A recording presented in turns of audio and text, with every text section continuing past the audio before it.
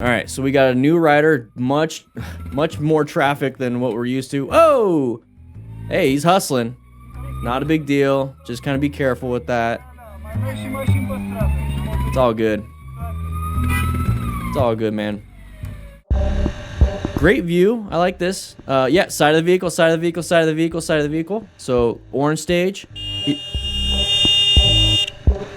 Okay. All right. Beep. Wait. How come this van did that? We're wearing Hi-Viz. Wait, I thought Hi-Viz prevented people from doing this. I thought they would see us more if we wore Hi-Viz. How come this person did that? Class, write in the comments. What do you think? Like, why? I'm going to give my opinion. Okay, my opinion could be different from yours, and that's perfectly fine. That's what I love about the crew, and that's what I love about after action reviews. It doesn't come just from one person. After action reviews can come from everybody. So if you're watching this, write in the comments why you think this person was not seen, even though they're wearing Hi-Viz.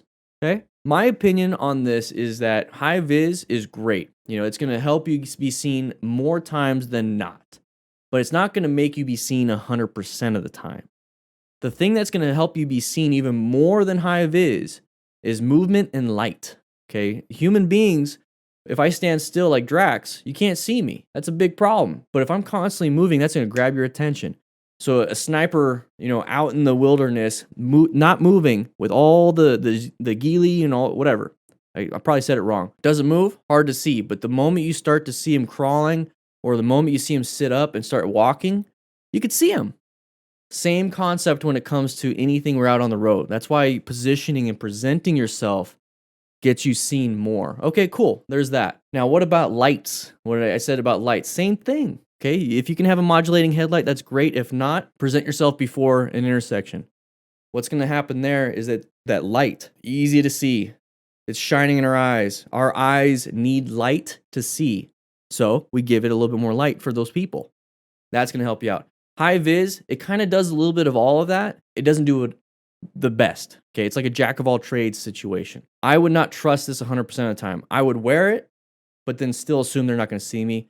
So then I'm also going to add another layer of safety on that by having better positioning and presentation, and then also making sure I have a good headlight. But one thing I want you guys to notice right here is that we're going 40. We're maintaining good speed. We're not hauling ass. We're doing pretty good.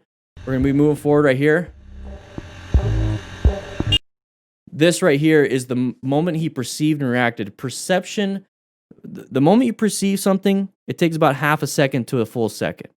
From there to react, that's typically a half a second to a full second.